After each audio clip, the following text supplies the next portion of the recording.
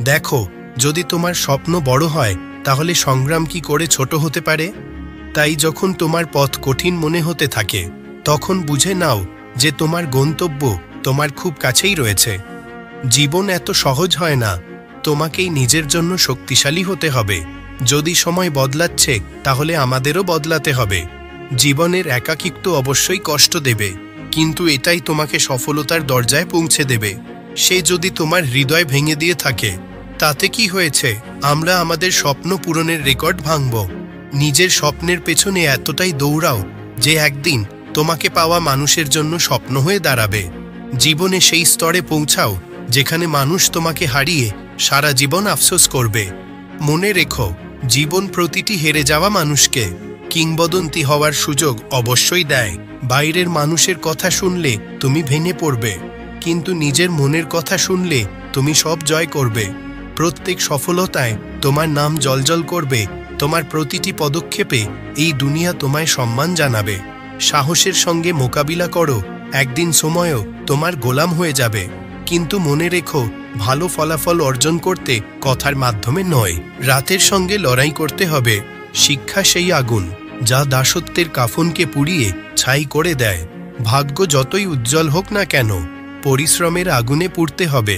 গন্তব্য যতই কাছাকাছি হোক না কেন, কয়েকটি পদক্ষেপে অবশ্যই এগোনো জরুরি।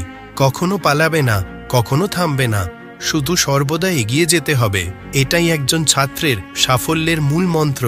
জীবনে সমস্ত সুখের সাথে তোমার পরিচয় হবে যদি তোমার কাছে তোমার লক্ষ্যে পৌঁছানোর সাহস থাকে। যখন সময় খারাপ হবে তখন কঠোর পরিশ্রম করো, আর সময় ভালো হলে কারো সাহায্য করো।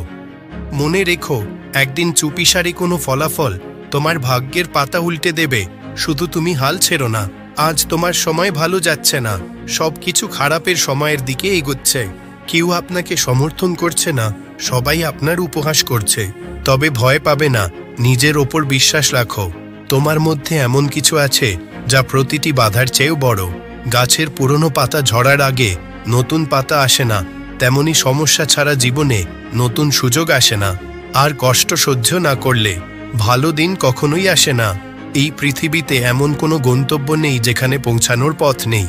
এমন একটি লক্ষ্য নির্ধারণ করো যা তোমাকে সকালে বিছানা ছেড়ে উঠতে বাধ্য করবে।